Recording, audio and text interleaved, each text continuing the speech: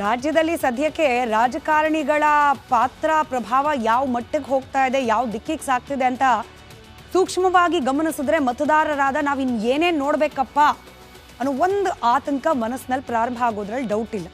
ನೋಡಿ, ಮೂಡ ವಾಲ್ಮೀಕಿ ಅಂತ ಬಂದ ನಂತರದಲ್ಲಿ ಏನೇನು ಆಗ್ತಿದೆ ಅನ್ನೋ ಬೆಳವಣಿಗೆಗಳು, 21 ಹಗರಣಗಳು ಬಿಜೆಪಿ ಕಾಲದಲ್ಲೂ ಆಗಿತ್ತು ಅಂತ ಹೇಳಿ ಖುದ್ದು ಸಿದ್ದರಾಮಯ್ಯನವರೇ ಪ್ರೆಸ್ ಮೀಟ್ ಮಾಡಿ ಎರಡೆರಡು ಸಲ ಪೇಪರ್ಗಳಲ್ಲಿ ಅಡ್ವರ್ಟೈಸ್ಮೆಂಟ್ ಕೊಟ್ಟು ಕಾನೂನು ಸಲಹೆಗಾರರಾದ ಪೊನ್ನಣ್ಣ ಅವರು ಆರ್ಟಿಕಲ್ ಬರೆದು, ಅಂದರೆ ನಾವು ಮಾತ್ರ ಅಲ್ಲ ತಪ್ಪು ಮಾಡಿರೋದು, ಅವರೂ ಮಾಡಿದ್ದಾರೆ ಅಂತ ಹೇಳಿ ತೋರಿಸುವ ಪ್ರಯತ್ನ ಕಾಂಗ್ರೆಸ್ ಕಡೆಯಿಂದ ಆಯಿತು.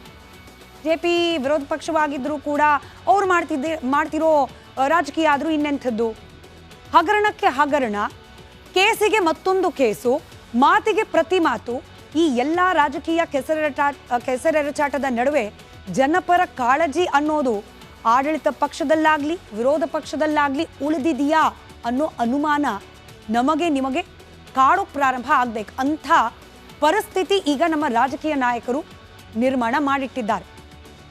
ಈ ಮೂಡ ವಿಚಾರದಲ್ಲಿ ಕೇಸ್ ದಾಖಲಾಗ್ತಾ ಇದ್ದಂತೆ ಕಾಕತಾಳೀಯ ಇರಬಹುದೇನೋ ಅಥವಾ ವ್ಯವಸ್ಥಿತವಾಗಿ ಆಯಿತೋ ಗೊತ್ತಿಲ್ಲ, ಮುನಿರತ್ನ ಅವರ ಅರೆಸ್ಟ್ ಆಯಿತು. ಅದಾದ ನಂತರದಲ್ಲಿ ಕರ್ನಾಟಕದಲ್ಲಿ ಮತ್ತೊಂದು ಸೇಡಿನ ಪಾಲಿಟಿಕ್ಸ್ ನಡೀತಿದೆಯಾ ಅನ್ನೋ ಅನುಮಾನಕ್ಕೆ ಕಾರಣವಾಗಿದ್ದು ಮೊನ್ನೆ ತಿಲಕ್ ನಗರ ಪೊಲೀಸ್ ಠಾಣೆಯಲ್ಲಿ ಬಿಜೆಪಿ ನಾಯಕರ ವಿರುದ್ಧ ದಾಖಲಾದ ದೂರು. ಒಂದು ಕಡೆ ಕಾಂಗ್ರೆಸ್ಗೆ ಮೂಡ ಉರುಳಾಗ್ತಿದ್ರೆ ಮತ್ತೊಂದು ಕಡೆಯಲ್ಲಿ ಇದಕ್ಕೆ ಕೌಂಟರ್ ಅನ್ನುವಂತೆ ಬಿಜೆಪಿಗರಿಗೂ ಕೂಡ ಕಾನೂನು ಸಂಕಷ್ಟ ಎದುರಾಗ್ತಾ ಇದೆ. ಬಿಜೆಪಿ ನಾಯಕರ ವಿರುದ್ಧ ಚುನಾವಣಾ ಬಾಂಡ್ ಕೇಸ್ ಬಹಳ ಚರ್ಚೆಗೆ ಒಳಪಟ್ಟಿತ್ತು. ಎಲೆಕ್ಟೋರಲ್ ಬಾಂಡ್ ವಿಚಾರ ಈ ಪಟ್ಟಿ ಬಿಡುಗಡೆ ಆದ ಸಂದರ್ಭದಲ್ಲಿ ಬಿಜೆಪಿ ಪಕ್ಷಕ್ಕೆ ಎಷ್ಟು ಹೋಗಿದೆ, ಕಾಂಗ್ರೆಸ್ ಪಕ್ಷಕ್ಕೆ ಎಷ್ಟು ಹೋಗಿದೆ, ಆಮ್ ಆದ್ಮಿ ಪಕ್ಷಕ್ಕೆ ಎಷ್ಟು ಹೋಗಿದೆ, ಯಾವ್ಯಾವ ಪಕ್ಷಕ್ಕೆ ಎಷ್ಟೆಷ್ಟು ಹಣ ಸಂದಾಯ ಆಗಿದೆ, ಚುನಾವಣಾ ಬಾಂಡ್ನ ಹೆಸರಲ್ಲಿ ಯಾವ್ಯಾವ ಕಂಪನಿಗಳ ಮೂಲಕ ಹೋಗಿದೆ, ಇನ್ ಡೀಟೇಲ್ ಆಗಿ ಬಂದಿತ್ತಪ್ಪ ಬ್ಯಾಂಕ್ ಥ್ರೂ ಡೀಟೇಲ್ಸ್. ಆದರೆ ಈಗ ಬಿಜೆಪಿಯ ವಿರುದ್ಧ, ಬಿಜೆಪಿ ನಾಯಕರ ವಿರುದ್ಧ ಇದೇ ಚುನಾವಣಾ ಬಾಂಡ್ ವಿಚಾರಕ್ಕೆ ಸಂಬಂಧಪಟ್ಟಂತೆ ಕೇಸ್ ದಾಖಲಾಗಿದೆ. ಕಾಂಗ್ರೆಸ್ ಸರ್ಕಾರಕ್ಕೆ ದೋಸ್ತಿ ನಾಯಕರೇ ಟಾರ್ಗೆಟ್ ಆಗಿದ್ದಾರಾ ಅನ್ನೋ ಪ್ರಶ್ನೆ. ಎಚ್ ಡಿ ಕುಮಾರಸ್ವಾಮಿ, ಯಡಿಯೂರಪ್ಪ ಬಳಿಕ ಇದೀಗ ಬಿಜೆಪಿಯ ಹಲವು ನಾಯಕರ ವಿರುದ್ಧ ಎಫ್ಐಆರ್. ಯಡಿಯೂರಪ್ಪನವ್ರದ್ದು ನಿಮಗೆ ಗೊತ್ತೇ ಇದೆ, ಪೋಕ್ಸೋ ಕೇಸ್. ಖುದ್ದು ಗೃಹ ಸಚಿವರು ಹೇಳಿಬಿಟ್ಟಿದ್ರು, ದೂರುದಾರರ ಬಗ್ಗೆನೇ, ಅವರ ಮಾನಸಿಕ ಸ್ಥಿಮಿತದ ಬಗ್ಗೆನೇ ಅನುಮಾನ ಇದೆ ಅಂತ ಹೇಳಿ. ಆದರೆ ವಾಲ್ಮೀಕಿ ಮೂಡ ಆಚೆ ಬರ್ತಿದ್ದಂಗೆ ಪೋಕ್ಸೋ ಕೇಸ್ ಕೂಡ ಸ್ವಲ್ಪ ಬಿರುಸನ್ನು ಪಡೆದುಕೊಳ್ತು. ಕುಮಾರಸ್ವಾಮಿ ಅವರ ಜಂತಕಲ್ ಮೈನಿಂಗ್, ಸಾಯಿ ವೆಂಕಟೇಶ್ವರ ಮಿನರಲ್ಸ್, ಹಳೆ ಕೇಸ್ಗಳು ಮತ್ತೆ ಗವರ್ನರ್ ಟೇಬಲ್ ಮೇಲೆ ಹೋಯಿತು. ಅನುಮತಿಯನ್ನು ಕೇಳಿ SIT ಪೊಲೀಸರಿಂದ ಚಾರ್ಜ್ ಶೀಟ್ ಸಬ್ಮಿಟ್ ಮಾಡಲಿಕ್ಕೆ. ಇದು ಕೂಡ ಕೋಇನ್ಸಿಡೆನ್ಸ್ ಇರ್ಬೋದು, ಮೂಡ ವಾಲ್ಮೀಕಿ ಬಂದ ಸಂದರ್ಭದಲ್ಲೇ ಬಂದಿರೋದಿರಬಹುದು, ಅಥವಾ ಇದರ ಹಿಂದೆ ಸೇಡಿನ ದ್ವೇಷದ ರಾಜಕೀಯ ನಡೀತಿದೆಯಾ, ಆ ಆಯಾಮ ಕೂಡ ಚರ್ಚೆಗೆ ಒಳಪಡ್ತಾ ಇದೆ. ಕುಮಾರಸ್ವಾಮಿ, ಯಡಿಯೂರಪ್ಪ ಬಳಿಕ ಇದೀಗ ಬಿಜೆಪಿಯ ಹಲವು ನಾಯಕರ ವಿರುದ್ಧ FIR ದಾಖಲಾಗಿದೆ. ಕೇಂದ್ರ ಸಚಿವೆ ನಿರ್ಮಲಾ ಸೀತಾರಾಮನ್, JP ನಡ್ಡಾ, ನಳಿನ್ ಕುಮಾರ್ ಕಟೀಲ್, BY ವಿಜಯೇಂದ್ರ, ಸಾಲು ಸಾಲು ಬಿಜೆಪಿ ನಾಯಕರ ವಿರುದ್ಧ FIR ದಾಖಲಾಗಿದೆ. ಸೇಡಿನ ರಾಜಕೀಯದ ಸ್ವರೂಪವ ಗೊತ್ತಿಲ್ಲ, ವಿರೋಧ ಪಕ್ಷಗಳು ವಿಶ್ಲೇಷಣೆ ಮಾಡ್ತಾ ಇರೋದು ಈ ರೀತಿಯಾಗಿ. ರಾಜ್ಯದಲ್ಲಿ ಸದ್ಯಕ್ಕೆ ರಾಜಕಾರಣಿಗಳ ಪಾತ್ರ ಪ್ರಭಾವ ಯಾವ ಮಟ್ಟಿಗೆ ಹೋಗ್ತಾ ಇದೆ, ಯಾವ ದಿಕ್ಕಿಗೆ ಸಾಗ್ತಿದೆ ಅಂತ ಸೂಕ್ಷ್ಮವಾಗಿ ಗಮನಿಸಿದ್ರೆ ಮತದಾರರಾದ ನಾವಿನ್ ಏನೇನು ನೋಡಬೇಕಪ್ಪ ಅನ್ನೋ ಒಂದು ಆತಂಕ ಮನಸ್ಸಿನಲ್ಲಿ ಪ್ರಾರಂಭ ಆಗೋದ್ರಲ್ಲಿ ಡೌಟ್ ಇಲ್ಲ.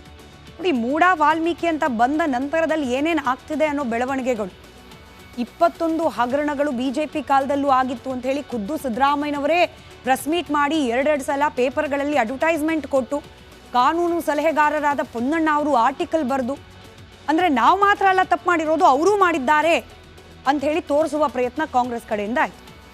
ಜೆಪಿ ವಿರೋಧ ಪಕ್ಷವಾಗಿದ್ದರೂ ಕೂಡ ಅವ್ರು ಮಾಡ್ತಿರೋ ರಾಜಕೀಯ ಆದರೂ ಇನ್ನೆಂಥದ್ದು, ಹಗರಣಕ್ಕೆ ಹಗರಣ, ಕೇಸಿಗೆ ಮತ್ತೊಂದು ಕೇಸು, ಮಾತಿಗೆ ಪ್ರತಿ ಮಾತು, ಈ ಎಲ್ಲ ರಾಜಕೀಯ ಕೆಸರೆರಚಾಟದ ನಡುವೆ ಜನಪರ ಕಾಳಜಿ ಅನ್ನೋದು ಆಡಳಿತ ಪಕ್ಷದಲ್ಲಾಗಲಿ ವಿರೋಧ ಪಕ್ಷದಲ್ಲಾಗಲಿ ಉಳಿದಿದೆಯಾ ಅನ್ನೋ ಅನುಮಾನ ನಮಗೆ ನಿಮಗೆ ಕಾಡೋ ಪ್ರಾರಂಭ ಆಗಬೇಕು. ಅಂಥ ಪರಿಸ್ಥಿತಿ ಈಗ ನಮ್ಮ ರಾಜಕೀಯ ನಾಯಕರು ನಿರ್ಮಾಣ ಮಾಡಿಟ್ಟಿದ್ದಾರೆ. ಈ ಮೂಡ ವಿಚಾರದಲ್ಲಿ ಕೇಸ್ ದಾಖಲಾಗ್ತಾ ಇದ್ದಂತೆ ಕಾಕತಾಳೀಯ ಇರಬಹುದೇನೋ ಅಥವಾ ವ್ಯವಸ್ಥಿತವಾಗಿ ಆಯಿತೋ ಗೊತ್ತಿಲ್ಲ, ಮುನಿರತ್ನ ಅವರ ಅರೆಸ್ಟ್ ಆಯಿತು. ಅದಾದ ನಂತರದಲ್ಲಿ ಕರ್ನಾಟಕದಲ್ಲಿ ಮತ್ತೊಂದು ಸೇಡಿನ ಪಾಲಿಟಿಕ್ಸ್ ನಡೀತಿದೆಯಾ ಅನ್ನೋ ಅನುಮಾನಕ್ಕೆ ಕಾರಣವಾಗಿದ್ದು ಮೊನ್ನೆ ತಿಲಕ್ ನಗರ ಪೊಲೀಸ್ ಠಾಣೆಯಲ್ಲಿ ಬಿಜೆಪಿ ನಾಯಕರ ವಿರುದ್ಧ ದಾಖಲಾದ ದೂರು. ಒಂದು ಕಡೆ ಕಾಂಗ್ರೆಸ್ಗೆ ಮೂಡ ಉರುಳಾಗ್ತಿದ್ರೆ ಮತ್ತೊಂದು ಕಡೆಯಲ್ಲಿ ಇದಕ್ಕೆ ಕೌಂಟರ್ ಅನ್ನುವಂತೆ ಬಿಜೆಪಿಗರಿಗೂ ಕೂಡ ಕಾನೂನು ಸಂಕಷ್ಟ ಎದುರಾಗ್ತಾ ಇದೆ. ಬಿಜೆಪಿ ನಾಯಕರ ವಿರುದ್ಧ ಚುನಾವಣಾ ಬಾಂಡ್ ಕೇಸ್ ಬಹಳ ಚರ್ಚೆಗೆ ಒಳಪಟ್ಟಿತ್ತು. ಎಲೆಕ್ಟೋರಲ್ ಬಾಂಡ್ ವಿಚಾರ ಈ ಪಟ್ಟಿ ಬಿಡುಗಡೆ ಆದ ಸಂದರ್ಭದಲ್ಲಿ ಬಿಜೆಪಿ ಪಕ್ಷಕ್ಕೆ ಎಷ್ಟು ಹೋಗಿದೆ, ಕಾಂಗ್ರೆಸ್ ಪಕ್ಷಕ್ಕೆ ಎಷ್ಟು ಹೋಗಿದೆ, ಆಮ್ ಆದ್ಮಿ ಪಕ್ಷಕ್ಕೆ ಎಷ್ಟು ಹೋಗಿದೆ, ಯಾವ್ಯಾವ ಪಕ್ಷಕ್ಕೆ ಎಷ್ಟೆಷ್ಟು ಹಣ ಸಂದಾಯ ಆಗಿದೆ, ಚುನಾವಣಾ ಬಾಂಡ್ನ ಹೆಸರಲ್ಲಿ ಯಾವ್ಯಾವ ಕಂಪನಿಗಳ ಮೂಲಕ ಹೋಗಿದೆ, ಇನ್ ಡೀಟೇಲ್ ಆಗಿ ಬಂದಿತ್ತಪ್ಪ ಬ್ಯಾಂಕ್ ಥ್ರೂ ಡೀಟೇಲ್ಸ್. ಆದರೆ ಈಗ ಬಿಜೆಪಿಯ ವಿರುದ್ಧ, ಬಿಜೆಪಿ ನಾಯಕರ ವಿರುದ್ಧ ಇದೇ ಚುನಾವಣಾ ಬಾಂಡ್ ವಿಚಾರಕ್ಕೆ ಸಂಬಂಧಪಟ್ಟಂತೆ ಕೇಸ್ ದಾಖಲಾಗಿದೆ. ಕಾಂಗ್ರೆಸ್ ಸರ್ಕಾರಕ್ಕೆ ದೋಸ್ತಿ ನಾಯಕರೇ ಟಾರ್ಗೆಟ್ ಆಗಿದ್ದಾರಾ ಅನ್ನೋ ಪ್ರಶ್ನೆ. ಎಚ್ ಡಿ ಕುಮಾರಸ್ವಾಮಿ, ಯಡಿಯೂರಪ್ಪ ಬಳಿಕ ಇದೀಗ ಬಿಜೆಪಿಯ ಹಲವು ನಾಯಕರ ವಿರುದ್ಧ ಎಫ್ಐಆರ್. ಯಡಿಯೂರಪ್ಪನವ್ರದ್ದು ನಿಮಗೆ ಗೊತ್ತೇ ಇದೆ, ಪೋಕ್ಸೋ ಕೇಸ್. ಖುದ್ದು ಗೃಹ ಸಚಿವರು ಹೇಳಿಬಿಟ್ಟಿದ್ರು, ದೂರುದಾರರ ಬಗ್ಗೆನೇ, ಅವರ ಮಾನಸಿಕ ಸ್ಥಿಮಿತದ ಬಗ್ಗೆನೇ ಅನುಮಾನ ಇದೆ ಅಂತ ಹೇಳಿ. ಆದರೆ ವಾಲ್ಮೀಕಿ ಮೂಡ ಆಚೆ ಬರ್ತಿದ್ದಂಗೆ ಪೋಕ್ಸೋ ಕೇಸ್ ಕೂಡ ಸ್ವಲ್ಪ ಬಿರುಸನ್ನು ಪಡೆದುಕೊಳ್ತು. ಕುಮಾರಸ್ವಾಮಿ ಅವರ ಜಂತಕಲ್ ಮೈನಿಂಗ್, ಸಾಯಿ ವೆಂಕಟೇಶ್ವರ ಮಿನರಲ್ಸ್, ಹಳೆ ಕೇಸ್ಗಳು ಮತ್ತೆ ಗವರ್ನರ್ ಟೇಬಲ್ ಮೇಲೆ ಹೋಯಿತು. ಅನುಮತಿಯನ್ನು ಕೇಳಿ SIT ಪೊಲೀಸರಿಂದ ಚಾರ್ಜ್ ಶೀಟ್ ಸಬ್ಮಿಟ್ ಮಾಡಲಿಕ್ಕೆ. ಇದು ಕೂಡ ಕೋಇನ್ಸಿಡೆನ್ಸ್ ಇರ್ಬೋದು, ಮೂಡ ವಾಲ್ಮೀಕಿ ಬಂದ ಸಂದರ್ಭದಲ್ಲೇ ಬಂದಿರೋದಿರಬಹುದು, ಅಥವಾ ಇದರ ಹಿಂದೆ ಸೇಡಿನ ದ್ವೇಷದ ರಾಜಕೀಯ ನಡೀತಿದೆಯಾ, ಆ ಆಯಾಮ ಕೂಡ ಚರ್ಚೆಗೆ ಒಳಪಡ್ತಾ ಇದೆ. ಕುಮಾರಸ್ವಾಮಿ, ಯಡಿಯೂರಪ್ಪ ಬಳಿಕ ಇದೀಗ ಬಿಜೆಪಿಯ ಹಲವು ನಾಯಕರ ವಿರುದ್ಧ FIR ದಾಖಲಾಗಿದೆ. ಕೇಂದ್ರ ಸಚಿವೆ ನಿರ್ಮಲಾ ಸೀತಾರಾಮನ್, JP ನಡ್ಡಾ, ನಳಿನ್ ಕುಮಾರ್ ಕಟೀಲ್, BY ವಿಜಯೇಂದ್ರ, ಸಾಲು ಸಾಲು ಬಿಜೆಪಿ ನಾಯಕರ ವಿರುದ್ಧ FIR ದಾಖಲಾಗಿದೆ. ಸೇಡಿನ ರಾಜಕೀಯದ ಸ್ವರೂಪವ ಗೊತ್ತಿಲ್ಲ, ವಿರೋಧ ಪಕ್ಷಗಳು ವಿಶ್ಲೇಷಣೆ ಮಾಡ್ತಾ ಇರೋದು ಈ ರೀತಿಯಾಗಿ. ರಾಜ್ಯದಲ್ಲಿ ಸದ್ಯಕ್ಕೆ ರಾಜಕಾರಣಿಗಳ ಪಾತ್ರ, ಪ್ರಭಾವ ಯಾವ ಮಟ್ಟಿಗೆ ಹೋಗ್ತಾ ಇದೆ, ಯಾವ ದಿಕ್ಕಿಗೆ ಸಾಗ್ತಿದೆ ಅಂತ ಸೂಕ್ಷ್ಮವಾಗಿ ಗಮನಿಸಿದ್ರೆ ಮತದಾರರಾದ ನಾವಿನ್ ಏನೇನು ನೋಡ್ಬೇಕಪ್ಪ ಅನ್ನೋ ಒಂದು ಆತಂಕ ಮನಸ್ಸಿನಲ್ಲಿ ಪ್ರಾರಂಭ ಆಗೋದ್ರಲ್ಲಿ ಡೌಟ್ ಇಲ್ಲ. ನೋಡಿ, ಮೂಡ ವಾಲ್ಮೀಕಿ ಅಂತ ಬಂದ ನಂತರದಲ್ಲಿ ಏನೇನು ಆಗ್ತಿದೆ ಅನ್ನೋ ಬೆಳವಣಿಗೆಗಳು, 21 ಹಗರಣಗಳು ಬಿಜೆಪಿ ಕಾಲದಲ್ಲೂ ಆಗಿತ್ತು ಅಂತ ಹೇಳಿ ಖುದ್ದು ಸಿದ್ದರಾಮಯ್ಯನವರೇ ಪ್ರೆಸ್ ಮೀಟ್ ಮಾಡಿ 2 ಸಲ ಪೇಪರ್ಗಳಲ್ಲಿ ಅಡ್ವರ್ಟೈಸ್ಮೆಂಟ್ ಕೊಟ್ಟು, ಕಾನೂನು ಸಲಹೆಗಾರರಾದ ಪೊನ್ನಣ್ಣ ಅವರು ಆರ್ಟಿಕಲ್ ಬರೆದು, ಅಂದರೆ ನಾವು ಮಾತ್ರ ಅಲ್ಲ ತಪ್ಪು ಮಾಡಿರೋದು, ಅವರೂ ಮಾಡಿದ್ದಾರೆ ಅಂತ ಹೇಳಿ ತೋರಿಸುವ ಪ್ರಯತ್ನ ಕಾಂಗ್ರೆಸ್ ಕಡೆಯಿಂದ ಆಯಿತು. JP ವಿರೋಧ ಪಕ್ಷವಾಗಿದ್ದರೂ ಕೂಡ ಅವ್ರು ಮಾಡ್ತಿರೋ ರಾಜಕೀಯ ಆದರೂ ಇನ್ನೆಂಥದ್ದು, ಹಗರಣಕ್ಕೆ ಹಗರಣ, ಕೇಸಿಗೆ ಮತ್ತೊಂದು ಕೇಸು, ಮಾತಿಗೆ ಪ್ರತಿ ಮಾತು, ಈ ಎಲ್ಲ ರಾಜಕೀಯ ಕೆಸರೆರಚಾಟದ ನಡುವೆ ಜನಪರ ಕಾಳಜಿ ಅನ್ನೋದು ಆಡಳಿತ ಪಕ್ಷದಲ್ಲಾಗಲಿ ವಿರೋಧ ಪಕ್ಷದಲ್ಲಾಗಲಿ ಉಳಿದಿದೆಯಾ ಅನ್ನೋ ಅನುಮಾನ ನಮಗೆ ನಿಮಗೆ ಕಾಡೋಕ್ಕೆ ಪ್ರಾರಂಭ ಆಗಬೇಕು. ಅಂಥ ಪರಿಸ್ಥಿತಿ ಈಗ ನಮ್ಮ ರಾಜಕೀಯ ನಾಯಕರು ನಿರ್ಮಾಣ ಮಾಡಿಟ್ಟಿದ್ದಾರೆ. ಈ ಮೂಡ ವಿಚಾರದಲ್ಲಿ ಕೇಸ್ ದಾಖಲಾಗ್ತಾ ಇದ್ದಂತೆ ಕಾಕತಾಳೀಯ ಇರಬಹುದೇನೋ ಅಥವಾ ವ್ಯವಸ್ಥಿತವಾಗಿ ಆಯಿತೋ ಗೊತ್ತಿಲ್ಲ, ಮುನಿರತ್ನ ಅವರ ಅರೆಸ್ಟ್ ಆಯಿತು. ಅದಾದ ನಂತರದಲ್ಲಿ ಕರ್ನಾಟಕದಲ್ಲಿ ಮತ್ತೊಂದು ಸೇಡಿನ ಪಾಲಿಟಿಕ್ಸ್ ನಡೀತಿದೆಯಾ ಅನ್ನೋ ಅನುಮಾನಕ್ಕೆ ಕಾರಣವಾಗಿದ್ದು ಮೊನ್ನೆ ತಿಲಕ್ ನಗರ ಪೊಲೀಸ್ ಠಾಣೆಯಲ್ಲಿ ಬಿಜೆಪಿ ನಾಯಕರ ವಿರುದ್ಧ ದಾಖಲಾದ ದೂರು. ಒಂದು ಕಡೆ ಕಾಂಗ್ರೆಸ್ಗೆ ಮೂಡ ಉರುಳಾಗ್ತಿದ್ರೆ ಮತ್ತೊಂದು ಕಡೆಯಲ್ಲಿ ಇದಕ್ಕೆ ಕೌಂಟರ್ ಅನ್ನುವಂತೆ ಬಿಜೆಪಿಗರಿಗೂ ಕೂಡ ಕಾನೂನು ಸಂಕಷ್ಟ ಎದುರಾಗ್ತಾ ಇದೆ.